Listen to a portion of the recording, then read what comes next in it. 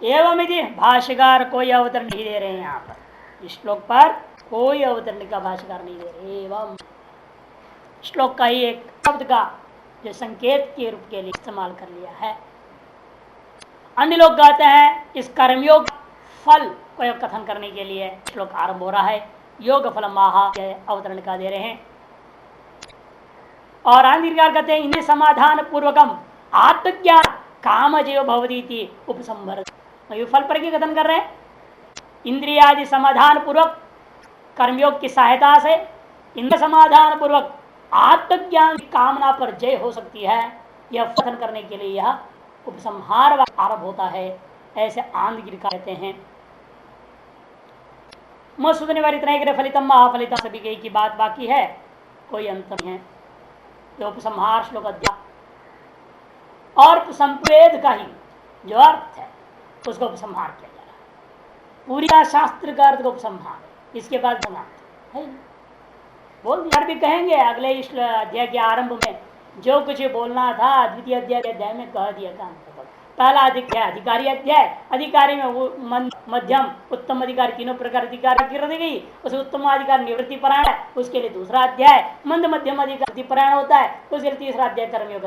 दोनों निष्ठा कह दी गई, ज्ञान निष्ठा कर्म निष्ठा, कर्मांतर्गत उपासना निष्ठा भी जोड़ दिया, वो पृथक नहीं है। संपूर्ण वेद में कवि निवृत्ति मार्ग 2 अध्याय में खत्म हो गया है। अब आगे क्या बोलना है, इसलिए आगे केवल थोड़ा 2-3 श्लोक पढ़ेगा, क्योंकि इसके वंश ब्राह्मण पढ़ा, परंपरा को जानना है। परंपरा पढ़े उसका श्रद्धा बनती है और वो विद्या दृढ़ हो जाता है। इसलिए वंश रूपा जो भगवान स्वयं 3 श्लोक कहेंगे, इसकी वंश परंपरा को पढ़ेंगे, उसको पढ़ के गीता समाप्त कर दिया जाए। मार्ग क्या है कर्मय का, तो बता देखिए। एवं बुद्धे परम था संस्तभ्यात्मा नमाना जहि शत्रु महाभाव काम रूपम दुरासदम। एवं है परम बुद्धवा, इस प्रकार से बुद्धि से भी तत्व जो वह आत्म तत्व परमात्म तत्व उसे जान करके कैसे जान लूंगा, संभ्य आत्मानम आत्मना, आत्मा से आगो रोक करके, सीधे सीधे अर्थ तो ये स्तंभन करके, आत्मा को स्तंभन कर ऐसे तब कहना पड़ेगा भाई संस्तभ्य मैंने सम्यक प्रकाश कर देना।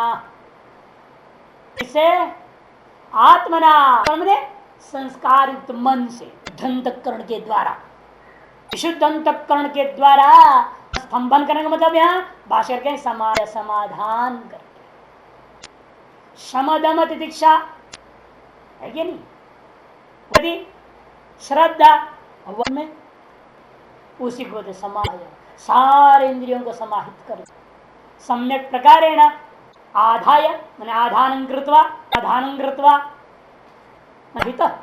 चित्त हो करके अपने शुद्ध अंतःकरण के समाहित चित्त वाला होकर के उस परम आत्मान, परम का आत्मान को उसके साथ जोड़ देना, आत्मानं बुद्ध्वा परमात्म बुद्ध्वा, उस परमात्मा को जानकर शुद्ध अंतःकरण के द्वारा सकल इंद्रियादियों को समाहित चित्त को समाहित करके और समाहित चित्त वाला करके उस परमात्मा को जान जय काम रूपम दुरासदम, हे महाभो दुराम काम रूपम शत्रुम जय, पकड़ना बड़ा कठिन है कि वह रूप बदलते रहता है, ये रंग दे रहते कामना का भरोसा, एक कामना को दूसरी कामना छोड़ो तो तीसरी कामना। आपने कहा ठीक है हम करें तो कोई बात नहीं, कहते तुमको जो है शादी का 2-4 बच्चा पैदा नहीं करेगा, कोई तुमको ऐसे आश्रम बना के दे देंगे तो हथेली चला बनाते रहना, हजारों को बच्चे मान लेना अपने आप का, चलो 4 सा अब 1000 का बाप बनो है ना माया। वो भी मेरा बेटा, ये भी मेरा बेटी, सटा बेटी कहते रहते, गुरु लोग भी ऐसी चीज और कुछ मूर्ख औरतें होते खुद सचमुच मान लेते हैं बेटी करके, और दामाद बन के बेटा बेटी दामाद दोनों चाहते हैं, आश्रम में ही रहने लग जाते, बड़ा मुसीबत झोला झंडी लेके आए फिर तो क्या करोगे, सारी बेटी दामाद आने लग जाए फिर तो क्या कहानी आश्रम। ऐसे एक बार हुआ आश्रम में हुआ, लोकेश शांति महाराज जी में हैदराबाद को भी भगत था। अब वो बात कहेंगे बूढ़ा बूढ़े, महाराज जब हम विरक्त हो गए हैं, हम तो पूरा छोड़ना चाहते कर, हो कोई नहीं तुम आश्रम में है तो आ जाओ वहीं, वैसे ही पर दूसरे दिन उसे रिजर्वेशन कर दिया, सारा सब तो महाराज इसमें कहा कौन सा कमरा तो परमानेंट आया है, गेस्ट रूम तो दे नहीं सकते। महाराज जी कह कैसे पहुंच गया वो, अरे आपने कहा तुम्हारा आश्रम में आ जाओ। तो महाराज जी कहते गौशाला वाला कमरा दे देना, के बगल में दे दो, जिएगा तो जाएगा। वो क्या करे, परमानेंट आ गया। ऐसे हर आश्रम में 2-4 होते ही। किसी को बेटी बोलना मुश्किल है, बेटा कहना मुश्किल है। बेटा कौन पति का अधिकारी बन जाएगा, वो कहेगा मैं आप तो बेटा, तो हमको संपत्ति का हिस्सा दो। बड़ा झंझट है, जो है ये चित्र माया बना रखा है। लेकिन इसने एक जैसे छोड़ा दूसरे छोड़ो तीसरा, कहीं हम आश्रम बना के नहीं चाहेंगे, नहीं कुछ ना घूमते फिरते रहेंगे। वही घूमते फिरते रहोगे, तुम्हारे पीछे छोड़ देंगे 2-4 को, कहते फक्कड़ को 2-4 फक्कड़ पीछे घूमते हैं। वो पकड़ क्या करेंगे, बीड़ी मांगेंगे, आपसे मांगेंगे, पियेंगे लपड़ा। और क्या परेशान से गांव से बाहर बैठो तो वहां आ जाएंगे गांव के लोग, महाराज हमारे गाय को खुर में भी झाड़ दो, झाड़ फूट में लगे रहो, कुछ न कुछ माया जाल छोड़ दो। इसलिए काम है, अभी क्या करेंगे, एक बार झाड़ देंगे, हिम्मत करके झाड़ देंगे, ठीक हो जाए तो फिर आपकी हिम्मत है, मैं तो सिद्ध पुरुष हूँ, मैंने झाड़ दे तो ठीक हो, अपने आप को सिद्ध माला काम ना पड़ दो तो सबको झाड़ने लग जाएगा। बहुत कठिन काम, इसे कहते दुरासदम दुर्विज्ञेय, अनेक विशेष वाला है ये। भाष्यर कहेंगे दुर्विज्ञेय एक रूप धारण करते रहता है, कोई भरोसा नहीं। लंगोटी की वैराग्य है, किसी को विरक्ति अपना अहंकार बना हुआ है, जैसे विरक्त कोई नहीं है, नंग धड़ंग घूम रहा है, वो पहाड़ों पे गए अवधूत बनाओ। कोई महाराज अरे महाराज अवधूत कहो मेरे को, डांट और नंगा रहता है, इसलिए उसको होता है मेरे को अवधूत का। और कई तो अपने अमुक अवधूत, एक इंद्रानंद अवधूत थे, लंगोटी पहनते थे, और मेरे को इंद्रानंद अवधूत नाम, महाराज मत को, महात्मा मत को। तो यही अहंकार फंसा। आप देखो, मेरे को अवधूत नाम बोलोगे तो ठीक है, दूसरा नाम कहोगे तो नाराज है, वैराग्य रहा। ये नहीं कि प्रकार ने कामना, वो इच्छा है ना, मेरे को लोग अवधूत कहें, मेरे महात्मा है, मेरे को महाराज कहें, इसके लिए चोटी रख रहे हैं, लगा रहे ऊपर, यूं टेढ़ा मेढ़ा सब लगे हुए हैं लोग, केवल लोग मेरे को पूछे, माने मेरे, उसे लाल कोई पीला कोई सफेद कोई कुछ लगे। दुरासदम काम रूपम शत्रु ही हे महाबाहो, ये संबोधन दे, ऐसे शत्रु को तुम मार डालो है। क्या पूर्वक जय कहते हैं, त्यजित त्यागो, धातु यहाँ पर धन धातु ही है, फिर वही एक वशात पूर्व में जय ही प्रयोग कर चुके हैं, प्रही, इसलिए प्रकरण वशात जो है वहां त्याग या मारो अर्थ कैसा होगा, और मारना असंभव कर चुके हैं। अतः यहाँ पर भी धातु भले हम धातु है, जय हम बना लेंगे, भी इसको अर्थ करेंगे यहाँ त्याग। एवं बुद्धि कहते हे महाभाव, संबोधन में बड़ा रहस्य हुआ यहाँ पर। हे महाभाव, निंदा परक भी अर्जुन को कहना चाह रहे हैं और स्तुति परक भी, दोनों चाह रहे हैं महाभाव संबोधन। निंदा परक का मतलब क्या, भले तुम बाहु वाले हो, अनेक शुद्ध मार चुके हो, लेकिन मुझ परमात्मा के ज्ञान के बिना तुम कामना को मार नहीं सकते। महाभाव संबोधन करता हुआ उत्तम बिना, उक्त उपाय क्या है, यह आत्ष्ठा के बिना बाहुबी बाह्य शत्रु काम शत्रु जिनारसी, महान बाहुओं से तुम बाह्य सैकड़ों को मार डाला और जीत लिया होगा, लेकिन ये काम शत्रु को मुझ आत्मरूपी निशा के बिना नहीं कर सकते।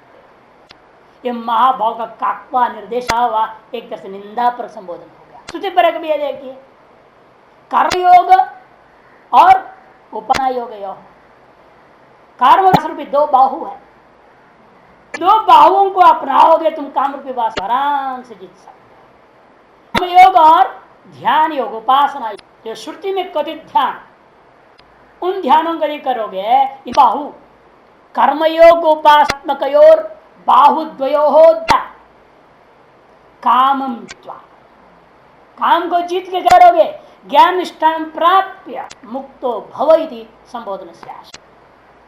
कर्म और उपासना द्वारा कामना को जीत करके आत्मनिष्ठा को दृढ़ कर लेना, तुम मुक्त हो सके। कैसा ये अर्थ में निकाल रहा हूं, क्योंकि भगवान ने क्या कहा है पहले, मयि कर्म संन्यस्य अध्यात्म चेत, मयि कर्माणि संन्यस्य चेत। कर्मयोग एक बाहु होगा। दूसरे भगवान क्या करते हैं, मां मनुष्य युद्ध स्वच, मेरी अनुस्मरण का मतलब हुआ ध्यान। ये दो और युद्ध करो, अपना कर्म करो। उपासना और कर्मयोग रूपी दो बाहुओं का माल करते हुए तुम आसानी से विजय को प्राप्त करके ज्ञान को प्राप्त कर सकते हो, तद द्वारा प्राप्ति हो सकती है। यह संकेत कर रहे हैं महाबाहो इस संबोधन से। और मसूनी कार्य कहते महाभाव ही शत्रु मारणम सुकरम। तुम महाभाव हो, ऐसे शत्रु को मार ले, बड़ा कठिनाई तो है नहीं, आसानी है, तो शत्रु में आसानी से मार सकते हैं। तो उनका अर्थ तरह जमता नहीं। यदि ऐसा होता फिर दुरासदम क्यों कह दिया, दुरासदम क्यों? और रांग दो अवसर शत्रु शातने धातु बड़ी कठिनाई से चारों तरफ से घेर के उसको मारना, इतना आसानी नहीं इसको मारना, तो वीरप्पन है, उसको भी मार दिया लादेन जैसे, पकड़ना मुश्किल है। कैसे कैसे रूप धारण कर छिपके रहते, घूमते रहते, नहीं चलता है। ये काम वासना चीज है। दुरासन शब्द का प्रयोग हुआ है। भाष्य क्या कहते हैं, एवं बुद्धे है परम आत्मा, देखो भाष्कर जोड़ देना आत्मान को, यहाँ परम आत्मा परमात्मान कर दिया। बुद्धा मैंने ज्ञात्वा, उसको जान के, कैसे जानूंगा, जानने की रास्ता क्या है, सम्यक स्तंभन कृत्वा, इसका आगे भाषा करेंगे, सम्यक समाधान आगे कहेंगे। इस बीच में शावनी शब्द आत्मना, कैसे संस्तंभन करूंगा, सम्यक स्तंभन कैसे करूंगा, कहते अपनी ही आत्मा से। अपनी आत्मा से का मतलब संस्कृतेन मनसा, संस्कृतेन मन शुद्ध अंतःकरण नहीं। संस्कारित मन क्या होता है, शोधित अंत के द्वारा, शोधित अंतःकरण के द्वारा साफ किया हुआ दर्पण के सामने खड़े होने पर जैसा स्पष्ट ही बिंबभूत आपका चेहरा दिखता है, उसे शोधित अंतःकरण के द्वारा ही ज्ञान निष्ठा के माध्यम से हमें अपना स्वरूप की अनुभूति होती है। इसे कहते हैं स्वेनीय संस्कृतेन मनसा संशोधितेन मनसा सम्यक समाधा को अर्थ करते हैं, संस्थापिकार सम्यक समन कृत्वा करते हैं, सम्यक समाधाय, शोधित अंतःकरण के द्वारा सकल इंद्रियों को सम्यक प्रकार समाहित करके, अपने चित्त को समाहित करके क्या करना है, जही एनम शत्रुम, हे महाबाहो, इस शत्रु को तुम मार दो। अर्थ ही करेंगे मार दो, और बाद में क्या, नित्यज काम रूपम दुरासदम, किसको मारो, इस शत्रु को, यह शत्रु काम रूपी शत्रु। काम मन इच्छा, इच्छा एवं यस्य स काम रूपम, इच्छा है रूप स्वरूप जिसका, उसको कहते हैं काम रूपम। दुरासदम दुखेन आसदा, दुखेन आसदा आसादनम प्राप्ति यस्य, दुखेन कठिनाई से, आसद मने आसादनम, आसद शब्द जो बना है आसादनम से बना, मैंने आंग शत्रु शातने धातु से बना।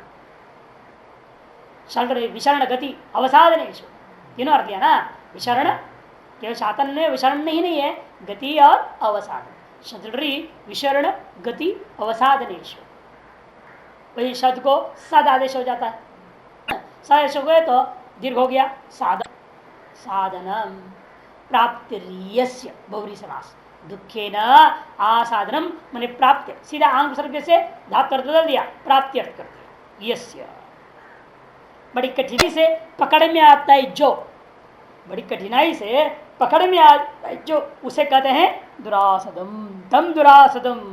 क्यों कठिनाई से पकड़ में आता है वो, क्योंकि उसकी गति का पता ही, उसका चाल का पता ही नहीं है, वो कैसे कैसे अंदर छिपके बैठा हुआ है, सुप्त में, अर्ध सुप्त अवस्थाओं में, चेतना चेतना अवस्थाओं में कैसे अंदर बैठा हुआ है कामना, कोई भरोसा नहीं लगता, पता ही नहीं चलता है कामना अंदर कैसी कैसी कामनाएं हैं। जो सामने दिख रहे हैं आर्य वृत्ति वो तो है ही, स्थूल रूपेण प्रकट हो चुके हैं, उनके अलावा उनको तुम काट रहे हो ना, अंदर कितने और बड़े पड़े हैं जिनके वजह से इनको तुम त्याग रहे हो, उसकी पूर्ति के लिए। बाह्य किंचित कामनाओं को जो आदमी त्याग रहा है, अंदर कोई बड़ा कामना छिपा है जिसके लिए छोटी चीज को त्याग रहा है। वो बड़ी कामना क्या है वो तो भगवान ही जाने। बहुत लोगों को देखा, छोटी चीज को क्यों त्यागते, क्यों बड़ा चीज चाहिए, इसलिए वो चाहे। एक बार ऐसे था वो महात्मा, उसे कहा गया महाराज आपको वहाँ का महंत बनना है। अच्छा तो ठीक है, विचार करता हूँ फिर बताता हूँ, ऐसे बोल के चला। फिर वो खबर लिया वहाँ कितनी प्रॉपर्टी है, कितना जमा है पैसा, सारा खबर लिया गया तो कुछ नहीं है। आकर बोले महाराज मेरी इच्छा नहीं है। मैं समझ गया, मैंने कहा ठीक है कोई बात नहीं। इच्छा क्यों नहीं है, क्योंकि छोटा जगह है, पैसा नहीं है। देखो तो 500 एकड़ जमीन है, तब तो जरूर उसका बन जाएगा, तब तो जाएगा। लोग ऐसे हैं, बनने से पहले देखिए कितनी बड़ी संपत्ति है, कितना धन दौलत है, क्या है क्या नहीं है, उसके भगत जगत कितने हैं, कौन कौन है, कैसे बड़े हैं, करोड़पति अरबपति कितने लिस्ट में हैं, भक्तों का लिस्ट, ये सब देखा जाता है, तब बनते हैं लोग। छोटे मोटे क्यों बनेगा। इधर से यहाँ पर भी हाल है, तो प्रैक्टिकल हम साथ समाज में देख रहे हैं। इधर हर आदमी के अंदर घटाना है इस चीज़ को, छोटी मोटी जो कामना है वो त्यागते रहते हैं। क्यों, अंदर में बड़ी कामना बैठी हुई है, उसकी पूर्ति करना है तो उससे करना, छोटे को त्यागना पड़ेगा। त्याग की तपस्या का बल से वो बड़ा जो कामना पूरी हो जाएगी, सफल हो जाएगा, आज वो प्राप्त हो सकता है। ये छोटी के पीछे भागते रहेगा तो बड़ी कामना तो ऐसे रह जाएगी, कौन पूरा करेगा, तो तपस्या तो है नहीं। जो बताता था ना एक महात्मा जो रामेश्वरानंद गिरी जी महाराज थे, जूनागढ़ के बहुत भूतपूर्व महामंडलेश्वर थे, लोग किसान जी से पहले। वो क्या करते थे, अभिषेक करते थे शिव जी का, और पूरा गुलाब के फूल खूब लगा, गुलाबों से 1000 गुलाब से वो सहस्र शिव जी का सहस्र नाम से अर्चना करते पूरी चढ़ जाता था। 1000 महामृत्युंजय मंदिर है, बड़ा लिंग है उसमें। और उसके बाद वो महिम वगैरह गा के आरती वगैरह जब करेंगे, यदि उस बीच में कोई फूल गिर गया तब खुश हो, ताली बजाए, आज जरूर सेठ आएगा, बड़ा नोट दे जाएगा। क्या स्थिति है महात्मा। सुनते हैं ऐसे लोगों की कहानी, सुनते कहाँ से कहाँ आदमी गया, इतने बड़े विद्वान, जमाल बहुत बड़े विद्वान काशिकानंद जी उनसे पढ़े हैं, जो आज दुनिया के नंबर 1 साधु है काशिकानंद जी, वो भी उनसे पढ़े। इतने बड़े प्रकांड विद्वान ज्ञानी महात्मा, और उसकी दशा थी। ऐसे एक से देखने के बाद लगता है आप क्या भरोसा, आपकी पेट क्या, अपने पेट के अंदर क्या है क्या नहीं है। दुरासन दुर्विज्ञ अनेक विशेष, दुर्विज्ञ अनेक विशेष, जिसके विशेष रूप किसी के लिए भी दुर्विज्ञ नहीं है, अत्यंत दुर्विज्ञ है, ऐसा वह काम रूप है। अतएव दुरासद है वो, उसको तुम जीत सकते हो, मार सकते हो, ये अर्थ हुआ। तात्पर्य देखो बड़ा सुंदर घटा रहे हैं। अनेक विशेष अतादृश महासनत्वादि, आंधिरी अनेक विशेष का मतलब क्या, अतादृश है, ईदृश तादृश ऐसे कह नहीं सकते, कीदृश तुम न शक्य थे, अतादृश एवं, ऐसा है वैसा है कैसा है कुछ भी नहीं कह सकते। वो किस रूप में आ जाता है, कब होता है, कैसे आ जाता है, मुझे पता नहीं चलता, उसका वही भरोसा नहीं। इसलिए कहते हैं अनेक विशेषो अतादृश महाशनत्वादि, जिसको पहले बोल चुके हैं, महाशनो महापापमा तदनेन उपाय भूता। इसलिए वह यह जो उपाय भूत कौन है, कर्मयोगेन, कर्मनिष्ठा प्राधान्येन उक्ता, इस प्रकार से कर्मनिष्ठा इस 3य अध्याय में प्रधान रूप से कहा गया। और जहां कहीं ब्रह्म चिंतन हुई है, वह उपेया तो उपाय है, इस पर प्राप्त क्या है, उपेय क्या है, उपेया तो ज्ञान निष्ठा गुणत्वेन इति विवेक्तव्यम, वह गौण रूपेण 3य अध्याय में कहा। और 2य अध्याय में ज्ञान निष्ठा प्रधान है, कर्म निष्ठा गौण है। अब भाष्यकार की विलक्षणता देखिए, यहां पर वो इस अध्याय का नाम ही बदल दे रहे, थोड़ा सा जान करके। नाम क्या दे रहे हैं, कर्म प्रशंसा योगो नाम, कर्म योगो नाम नहीं कहते। क्यों, क्योंकि सकल वेद शास्त्र का लक्ष्य कर्मनिष्ठा नहीं है। जहां कहीं भी कर्म के बारे में कहा जा रहा है वो कर्म की जो प्रशंसा है। क्यों किया जा रहा है वो कर्म की प्रशंसा, क्योंकि यह लक्ष्य बताने के लिए यह मुख्य नहीं है, ज्ञान निष्ठा के लिए। इसे भाष्यकार नाम में थोड़ा परिवर्तन करके बोल दिया, कर्म प्रशंसा योगो नाम तृतीय अध्याय। और द्वितीय अध्याय में नहीं कहा ज्ञान प्रशंसा योगो नाम, नहीं, ज्ञान निष्ठा है सीधा वहां पर सांख्य योगो नाम, क्यों मुख्य है ना, वहां उसकी प्रशंसा उनसा नहीं चलेगा, इसलिए वहां मुख्य और सीधा सांख्य योगो नाम कह देते हैं। यहाँ प्रशंसा शब्द जोड़। और इनके संग्रह वाक्यों को देखिए, बहुत सुंदर है। तीसरे अध्याय के संग्रह जो कर रहे हैं अभिनव गुप्ताचार्य, कौन व्यक्ति ज्ञान निष्ठा को वास्तव प्राप्त कर सकते। धना निदारम देहंच योन्यत्वेनाधिगच्छति किं नाम तस्य कुर्वन्ति क्रोधाद्यश्चित्त विभ्रमाः।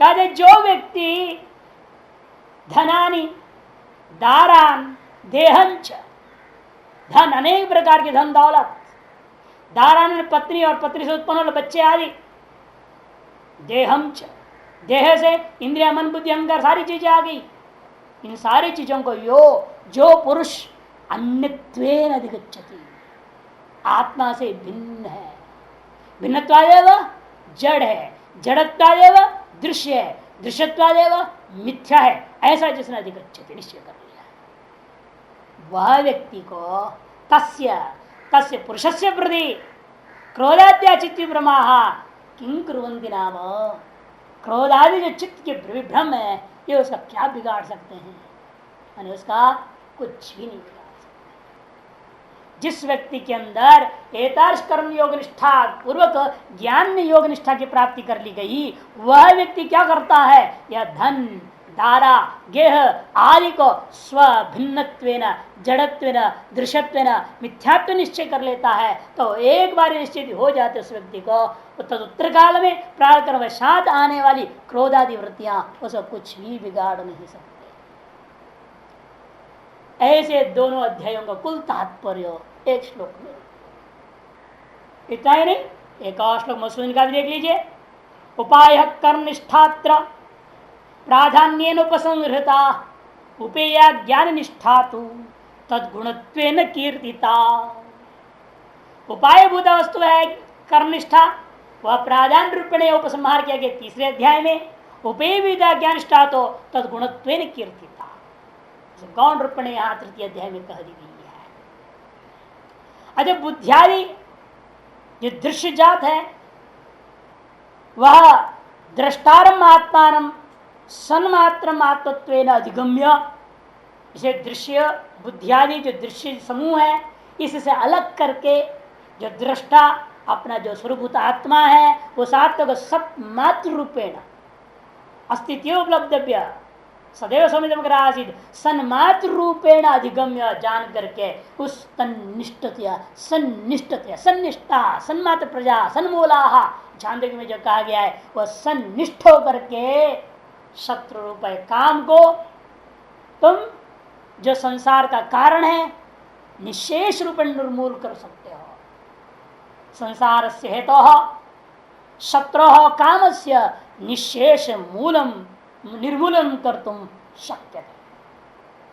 इस बात को समझाने के लिए कर्मयोग को भी मोक्ष को उपाय भूता ज्ञान निष्ठा का साधन होने से वह कर्मयोग भी मोक्ष का साधन हो गया परंपरा। यह संकेत कर रहे, यह संकेत क्यों आया, क्योंकि मोक्ष बिना कामनाओं का नाश हुए होता है। चाहे जितना ब्रह्म ज्ञान रट लो, जितना वेदांत रट लो, कोई फायदा नहीं। प्रधान कभी साफ कहते हैं ना, इसलिए ये हृदय कामा, जिस हृदय में आसक्त कामनाएं हैं वो जब तक नष्ट नहीं होते कुछ नहीं। और कामना का नाश कर्मयोग के बिना और कोई रास्ता नहीं। कर्मयोग करेंगे तभी अंतःकरण शुद्धि होगी, उस अंतःकरण शुद्धि के द्वारा समाज चित्त पर ज्ञान निष्ठा होगी, ज्ञान निष्ठा होने से ही वो आत्म में निष्ठ होकर के इस कामनाओं को हम मांग सकते हैं। ज्ञान निष्ठाया संभाव माने सर्व काम निर्मोक एवं मोक्ष मुक्ति ही, सर्व काम का निर्मोक ही मुक्ति है, इस बात सूचित करता हुआ 11वें योग के यहाँ उपसंहार जो किया गया है तो सब यदा सर्वे प्रमुच्यन्ते कामा यस्य हृदि श्रद्धा, ये मंत्र वृदान यदा सर्वे प्रमुच्यन्ते कामा यस्य हृदि श्रद्धा, जब सारी की सारी चीज सर्व यदा सर्वे प्रमुच्यन्ते क्या चीज? ये कामः ये अस्य हृदय श्रद्धा, जो इसके हृदय में आश्रित कामनाएं ये संपूर्ण रूप में जब नष्ट होंगे तभी मोक्ष होगा, वो आधार है। इसलिए भगवान यहां पर इतनी जोर दे तीसरे अध्याय में कामना को पीछे पड़ गए पूरी की पूरी, कि एक भी छोटी सी कामना रहेगी तो वो मोक्ष में बाधक हो जाता है। देखा ना, वो हिरण्य को पालने लगे तो क्या नतीजा हुआ भरत का? 3 जन्म लेना पड़ गया। छोटी सी कामना उसके प्रति आसक्ति हो गई, कोई आसक्ति नहीं था। इसे एक छोटा सा पाप रह जाए तो शरीर भी नहीं छूटता, उसी प्रकार से झेलते रहेगा आदमी, सारा दुख झेलते रहेगा। भीष्म जैसे 28 जन्म पूर्व में किया एक छोटा सा पाप वो 27 जन्म के बाद भी सता रहा था। शरशैया पे पड़े हुए हैं, प्राण छोड़ना चाहते भी हैं, लेकिन वो संकल्प नहीं बन पा रहा है मन से, जो कि इच्छा मृत्यु का वरदान है। वो संकल्प कर सकते हैं लेकिन मन चाहता ही नहीं संकल्प करना, वो संकल्प ही नहीं उठ रही मन में, मैं छोड़ू। और निमित्त बना लिया, उत्तरायण आने दो, संकल्प करूंगा। देखो वो पाप रोक रहा है ना संकल्प को भी, निमित्त बना दिया। इसलिए कहते हैं यहाँ पर ये जो चीजें होती हैं, एक छोटी सी चीज भी क्यों ना हो, एक छोटा सा कामना है मोक्ष में बाधक है, छोटा सा पाप है मृत्यु में बाधक है, छोटा सा पुण्य है मृत्यु में बाधक है। मैंने बताया था ना, एक बार मुर्दा उठ के बैठ गया, क्यों? उसको एक जग चाय पीना बाकी था, उतना पीने के लिए जिंदा रह गया, पीने के बाद मर गया। घटी हुई घटना है।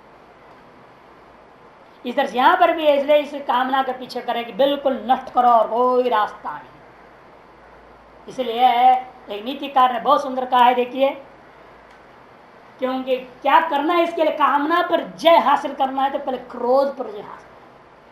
ये कामना अभियत होता है तो क्रोध आता है ना। जे क्रोध ही नहीं होगी तो होने का नहीं मतलब कि अपने आप कामना ठंडा पड़ेगा। आप कामना प्राप्त हो अप्राप्त हो हर्ष और विषाद करना छोड़ दो तो अपना कामना ही नहीं आएगी असल में ना। इसमें क्यों आया? क्योंकि कामना की पूरी हुई तो हर्ष हुआ, कामना का नहीं पूरी हुई तो विषाद हुई तो क्रोध आया। इसलिए आप कामना से होने वाले हर्ष विषाद को त्याग दो तो क्रोध खत्म हो जाएगा। इसलिए हमें क्रोध पर नियंत्रण करने का मतलब क्या? हर्ष और विषाद को त्याग देना है। सिद्ध सिद्ध्यो समो भूत्वा समत्वम योग उच्यते, वो बीज है साधना का। इच्छाएं जग रही है, मान लो पूरी भी हो रही है तो इंद्रिय तो होने दो उसको, लेकिन उससे हमारे राग और द्वेष नहीं होना चाहिए, हर्ष विषाद नहीं होना चाहिए। वो होता है फिर क्रोध आएगा, क्रोध आएगा फिर सारा नाश हो जाएगा। इसलिए कहते हैं क्लमो न वाचाम शिरोसो न शूलम। क्रोध से क्या होता है? वाणी गाली देती जाती, थक जाती है। गुस्सा में आदमी बक बक बक करता है तो वाणी थकती है सबसे पहली बात। सर दर्द होने लगता है चिल्ला चिल्ला कर क्रोध के मारे। क्लमो न वाचाम शिरसो न शूलम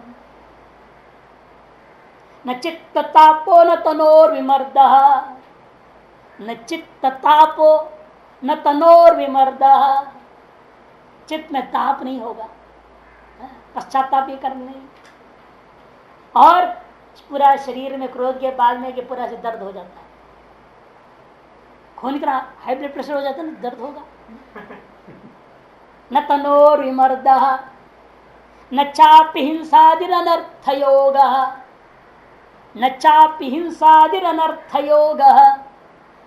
क्योंकि क्रोध आएगा आदमी तो देखता थोड़ी पत्नी है कि माँ है कि भाई है कि क्या, पीट देगा उल्टा सीधा, हिंसा करेगा वो। इसे कहता है न चापि हिंसादिरनर्थ योग श्लाघ्या परम क्रोध जयो अहमेका। श्लाघ्या परम क्रोध जये अहम एका। अहम एका श्लाघ्या, मैं ही एकमात्र श्लाघ्य हूं। कौन? जो परम क्रोध जय, क्रोध को जीत कर गए उस पर तत्व को जान लिया, वही एकमात्र संसार में श्लाघ्य है।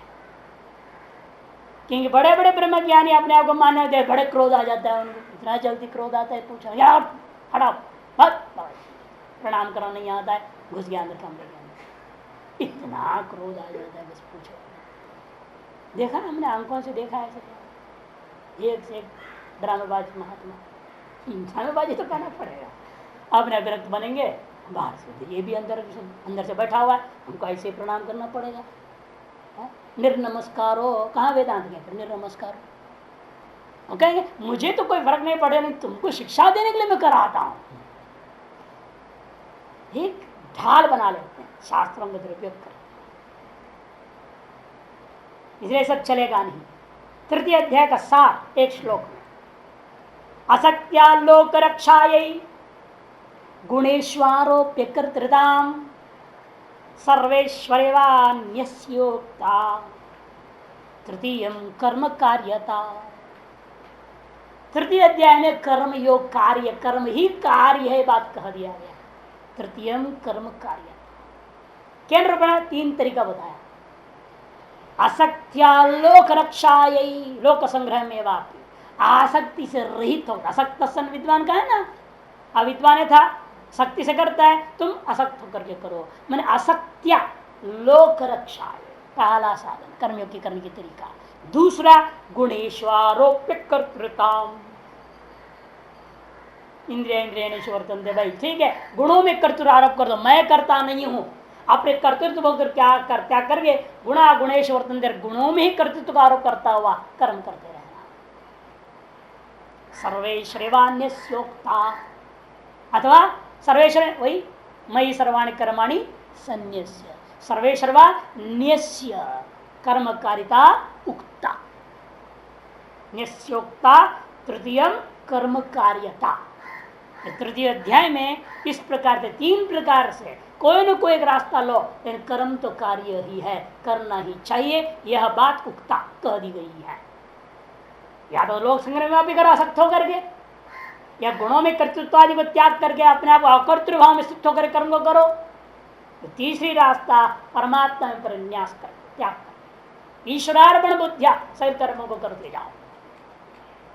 कर्ता मैं हूं, कर्तृत्व रखोगे तो भी आपत्ति नहीं है, लेकिन कर्तृत्व रखते हुए इतना काम करो, लेकिन उसको कर्म और कर्म फल सारी चीज को ईश्वरार्पण कर, ईश्वरार प्रीत्यर्थम अहम एतत् कर्म करिष्ये, बोलो कोई आपत्ति नहीं, करिष्ये कर्तृत्व को।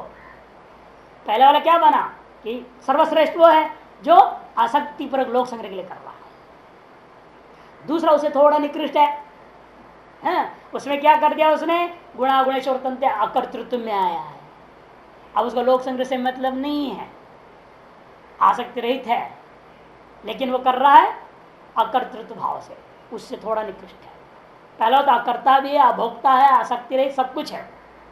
दूसरे वाले में थोड़ा गड़बड़ है, भोक्तृत्व है अभी लेकिन कर्तृत्व नहीं। तीसरा और थोड़ा घटिया आ गया, और कर्तृत्व मान रहा है लेकिन ईश्वरार्पण बुद्धि से कर रहा है। लेकिन तीनों का फल क्या है, अंतरण शुद्धि द्वारा मोक्ष ही होगा। लेकिन लोक संग्रह में भी कर रहा है, जो शास्त्र को पढ़ चुका है, समझ चुका है, सारी चीजें कर्म का सार रहस्य को जानता है, इसे कर्तृत्व भोक्तृत्व आसक्ति सारे त्याग करके, फलासंग सबको त्याग करके वह लोक संग्रह में आप करते सर्वोत्कृष्ट है, वह शीघ्र ही उसके अंतर्गत शुद्धि हो जाएगा। थोड़ा विलंब है, जो व्यक्ति कर्तृत्व को मात्र को त्याग रहा है, अभी वो चाह रहे कर्म फल से मेरे को कुछ अंतरण शुद्धि आदि फल प्राप्ति की आकांक्षा है, उसकी तो अंतरण शुद्धि फल प्राप्ति की भी आकांक्षा नहीं है उसको, इसे अंतरण शुद्धि रूपी फलाकांक्षा है, अतएव अभी फल आकांक्षा से भोक्तृत्व है, कर्तृत्व नहीं रहा। और तीसरा वाला कर्तृत्व भोक्तृत्व दोनों ही उसके पास, और ज्यादा समय लगता है ऐसे व्यक्ति को अंतरण शुद्धि होके ज्ञान प्राप्ति करने। लेकिन तीनों का फल क्या है मिलना, अंतरण शुद्धि द्वारा मोक्ष ही फल मिलेगा, भले विलंब से है या शीघ्र से है, एक अलग चीज है। इस बात को यहाँ एक श्लोक में, संग्रह श्लोक में गीतार्थ संग्रह, गीतार्थ सार संग्रह नामक एक है, केवल 24 श्लोक में पूरे गीता का प्रत्येक अध्याय का एक एक श्लोक लगभग में है, कोई एक अध्याय में शायद 2-3 श्लोक में प्रयोग किया। इस तरह से गीतार्थ सार संग्रह एक ग्रंथ आता है, उसमें से एक श्लोक, तीसरा अध्याय का एक श्लोक।